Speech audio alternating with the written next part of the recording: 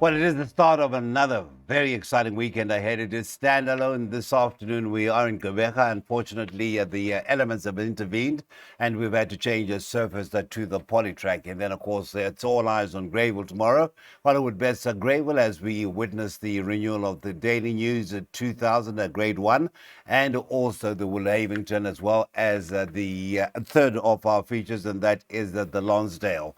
And then, of course, on Sunday, it will be all eyes on the Western Cape standalone there, once again a 10-race program. But, of course, let's focus on what the developments have been overnight. And a man who will tell us a bit more about what's happened and the reason for the change in service is our regular analyst, Nino Podesta. Nino, a very good morning to you.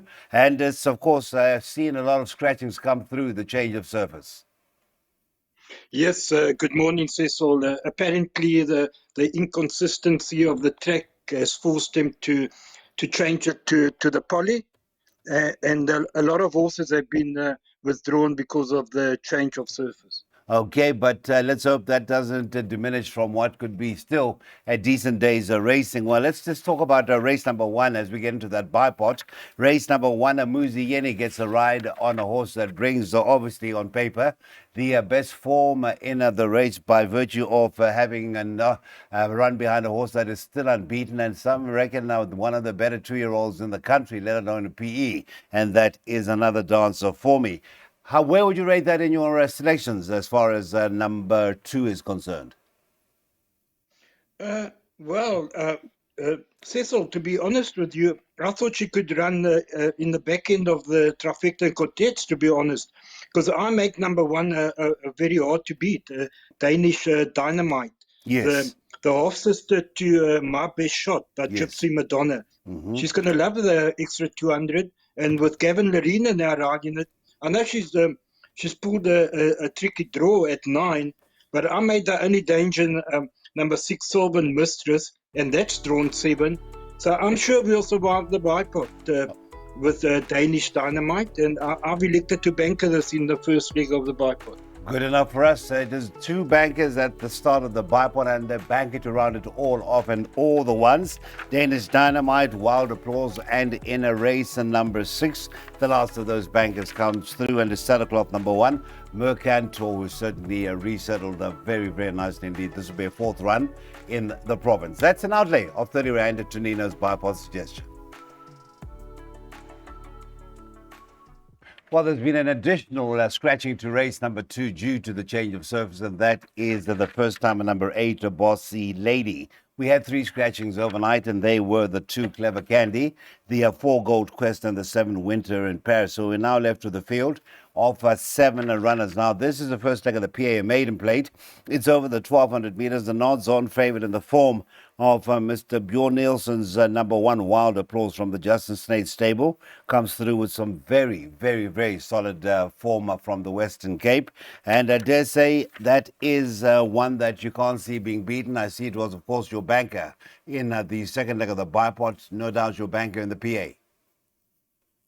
Yeah, absolutely. I'll be devastated if this also doesn't break his maiden. And nice to see that Justin has kept his runners in, even though the surface has been changed. He's not one to run them on the poly.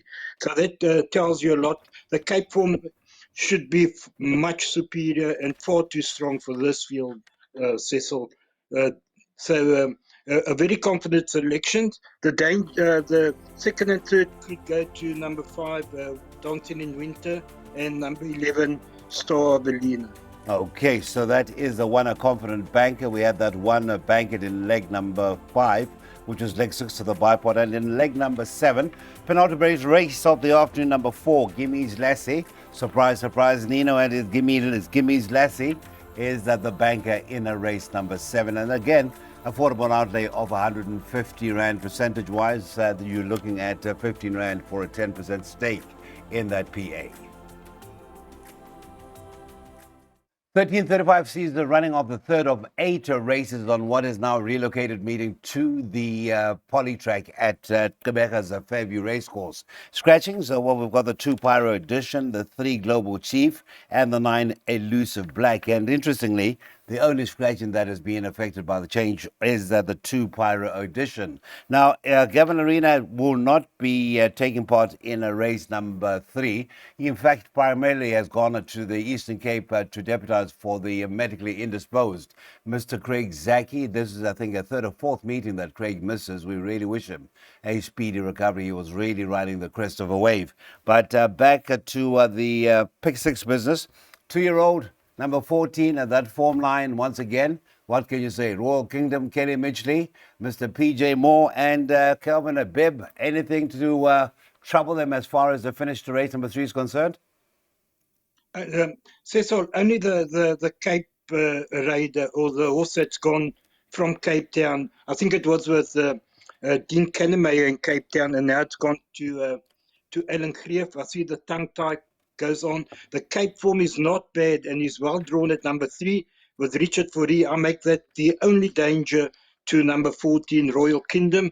And I believe this is an absolute boat race, and people can box the exactas 1 and 14. I cannot, a very shallow maiden, and I cannot see the winner not coming from one of those two. But is there any money in boxing them if it should be 8 to 10 ahead of the one Green Okra? Again, yeah, so you just have to find a way to play around those. But those two look to be likely to see you through that first leg. Off the Pick 6 as suggested by Nino. 252 Rand is the outlay to that Pick 6. Again, the off time, 13:35. Jockey update in race number 4, the first leg of the first jackpot as we get into the handicaps. It is number 4, Hugs and High Fives. Now, chance ride. Gavin Arena deputizing for the indisposed Mr. Craig Zaki. A horse that I really thought would be value in the race has been scratched, unfortunately, due to change of surface. Number 1, Free World. Joins number 7, Dakota Cat. And the 7, Commerson's Passion, which was always a scratching, but the former 2 were scratched due to change of surface. Leaves in the field of 10, Mr. Podesta. 33 to 10, the 3, Smashing. Would have been held on their last meeting with the 1, Free World.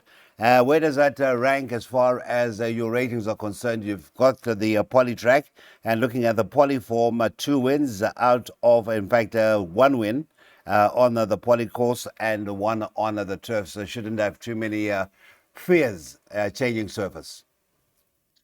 No, you're talking about number 4, Hugs and High Fives, Cecil? Or 3, Smashing. Smashing, yes, and it's fancied by the stable. That I can say. Initially, I thought that Hugs and High Five would be the horse to beat if this had stayed on the turf. You can see he's beaten most of this field, including Smashing 2 runs back. And but now with the change of surface to poly, he's pulled a 10 draw, and I do make Smashing a very big danger. And as well as number 8, Swiss Paradise, who won well on the poly and gained the extra 200 meters with Luma Coxer up. Those are the 3 horses I like, and I've added another one here, the low weight, Perfect Trust, with only 50.5 kilos on his back, with a good draw with Nervin Nastili up. Yes, so, he's doing well on Nastili and PE, yeah? Yes, he's doing very well. Very, very well. All right. So the first choice is number 4, and then the 3, Smashing, and the value could be the 13, Perfect Trust from the Kelly Mitchley stable. So it's quite wide in the first leg, and then 3 horses in the second, and then the bankers once again occur in legs 3 and 4. That'll be races 6 and 7. Well, it's good to see that not too many scratches have come about in race number 5. It's a merit rated 96. It's over the 1,000 meters, and the only scratching to come through is for the Winter Lake. Still leaves us a field of 8, and the Kaya stables are represented by the 9 Speed Racer, who's recently relocated, and that debut, which certainly works out well, was on the poly track when finishing second, albeit 3 1/4 lengths to Mercantile. The 3, Clifftop, Mr. Podesta, that merit rating is really tumbling, and one of these days may just pop up, but it's been over 500 days since that last win. Yes, that's the only concern. Cecil, but I'm hoping that he comes back to his best because he certainly has the ability to beat a field like this. The concern is that he's been off form, he's been very disappointing, but he's been there or thereabouts. And, I've narrowed this race down to 3 horses, and Clifftop remains my top choice. Hopefully, he comes back to his best because, like I said, he can certainly uh, beat a field of this nature. I do make the only dangers number 1, Anushka's World, and number 9, Speed Racer. I would have preferred Speed Racer on the turf, but he did run a good race on the poly. That was over 1,200 meters. And they're going to go a clip here. And he has got the early toe and speed to come out of the gates. And he might be the horse that they're all going to have to peg back. I'm confident that 1, 3, and 9 will get us through here. Okay, 1, 3, and 9, and then those 2 bankers. And you've certainly underlined what sort of a race awaits us in the form of race number 8, a very trappy affair. But it's a 21 Rand outlay, and race number 5, leg 1 of Jackpot 2, merit rated 96, is off at 2:45.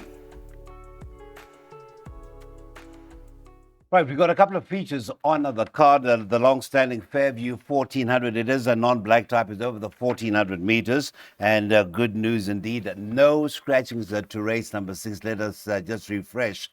But Mr. Podesta, race number 6, Bush Tracker seems to be coming back to life. And do note that the blinkers have replaced the previous headgear. And it's Mr. Kachetti getting the ride. Whilst what you think may be the stable elect, Mr. Mkotwa, gets the ride on the 6 Golden Link. Is that, would you say that is a stable elect, or perhaps he gets a better tune out of Golden Link?